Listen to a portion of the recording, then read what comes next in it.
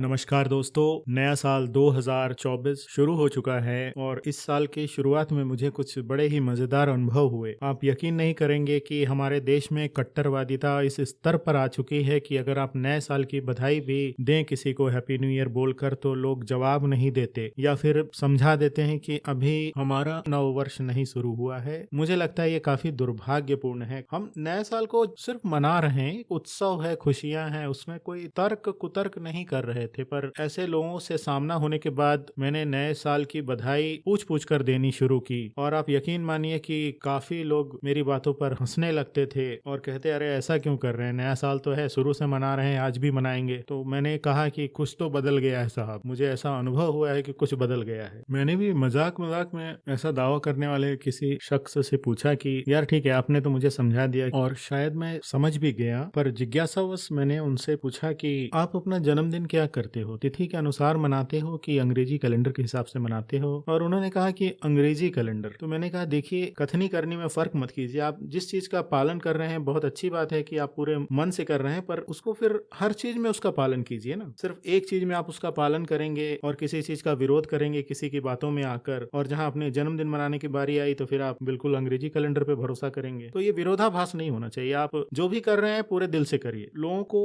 उकसाने का भड़काने का प्रयास मत कीजिए, उनपे नया ज्ञान मत थोपिए। तो मैं बस यही दरख्वास्त करूंगा कि इस कट्टरवादिता से प्रभावित मत होइए साथियों, ये किसी का भला नहीं करेगी, किसी का भी नहीं। हम जिस भारतवर्ष को जानते हैं, जिसमें हम पले बड़े हैं, उसमें ऐसा नहीं था। हम सभी त्योहारों को आमतौर पर मनाते थे, आपस में मिलकर मनाते थे और इस बात पर कभी जोर नहीं रहता था कि अमुक त्योहार अमुक धर्म से संबंधित है या हमें नहीं मनाना चाहिए या इसको ज्यादा धूमधाम से मनाना चाहिए, ज्यादा दिखावे के साथ मनाना चाहिए। ये काफी दुखद परिवर्तन है जो कि हम जिस समय पे पढ़े हैं, जिस समय पे हम बड़े हो रहे थे, उस समय हमने ऐसा महसूस नहीं किया था। आजकल की पीढ़ी पता नहीं शायद इस दुष्प्रचार के घेरे में आ जाए और किस तरह से आगे सोचेगी, ये एक चिंता का विषय है। खैर जाने दीजिए, इस पर जोर देकर क्या फायदा। जीवन एक प्रवाह है और इसके साथ ही हम सबको बहते जाना है। हर चीज का वक्त आता है, शायद अभी कुछ अलग वक्त चल रहा है तो उसका भी सम्मान करना ही उचित है। अंततः फैसला तो हम ही लोग करते हैं कि इस धारा के साथ चलेंगे, नहीं चलेंगे, चलना उचित है, नहीं है। पर जहां तक मेरा ताल्लुक है, मैंने हमेशा अपने देश को एक गंगा जमुनी तहजीब के मिश्रण वाले देश के रूप में देखा है, जहां सब मिलजुल कर रहते हैं, अलग अलग धंधे करते हैं, अलग अलग कामकाज करते हैं, फिर भी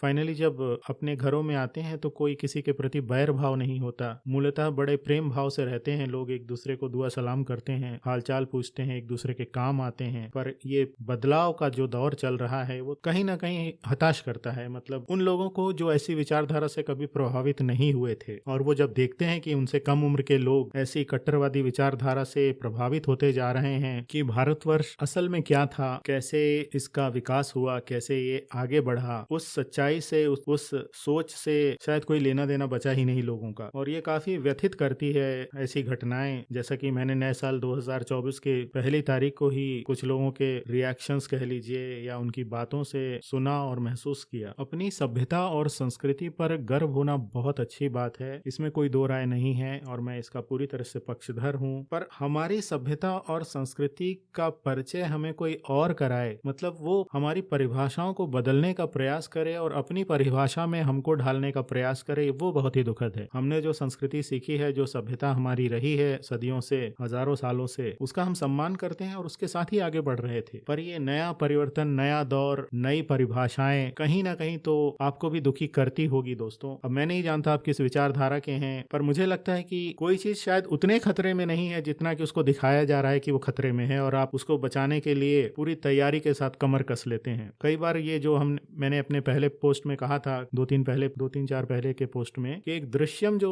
क्रिएट किया गया है, एक जो दृश्यम हमें परोसा जा रहा है, वो दृश्यम हमें भयभीत करता है और ऐसी चीजें करने को प्रेरित करता है जो कि हमने कभी की ही नहीं थी, जो कि करना उचित भी नहीं है। एक कोई भी देश होता है वो लोगों के, उसमें रहने वाले लोगों के आपसी सहयोग से आगे बढ़ता है, ना कि किसी वर्ग विशेष के कारण। तो ऐसा करना, किसी वर्ग विशेष को आगे करना, एक तरह से फांसीवाद है, जिसको आपने हिटलर के समय भी सुना होगा, मुसोलिनी के समय भी सुना होगा। ये गलत है, ये अच्छा नहीं है देश के लिए। इस चीज को हमें रियलाइज करना होगा, हमें समझना होगा। हम बहादुर हैं इसके लिए ये जरूरी नहीं है कि हम तलवार लेकर सड़कों पे कूद जाएं, ये गलत है। हम बहादुर हैं तो इसका मतलब है हमारे अंदर धैर्य बहुत है, सहन शक्ति बहुत है और चीजों को आत्मसात बात करने की क्षमता बहुत है। हम मतलब सबको साथ लेकर चल सकते हैं, तभी हम बहादुर हैं। ना कि सिर्फ हम अपना परचम लहराएं, अपनी बातों का परचम लहराएं और कहें कि हम बहादुर हैं। ये कमजोरी की निशानी है। मतलब आप साबित करना चाहते हैं कि आप सही हैं। जो सही होता है उसको जरूरत नहीं होती साबित करने की दोस्तों। तो मैं इसी भावना के साथ अपनी छोटी सी टॉक खुल के बात में खत्म करता हूँ और प्रार्थना करता हूँ कि आने वाला नया कैलेंडर वर्ष आप सभी के जीवन में खुशहाली, स्वास्थ्य, समृद्धि, प्रेम और ढेर सारी शांति व सुकून लेकर आए। अपना कीमती वक्त देने के लिए आपका मैं तहे दिल से शुक्रगुजार हूँ। चैनल के साथ जुड़े रहिए और शॉर्ट्स को देखिए, पढ़िए, समझिए। मैं बहुत कृतार्थ होऊंगा आपका। बहुत बहुत धन्यवाद।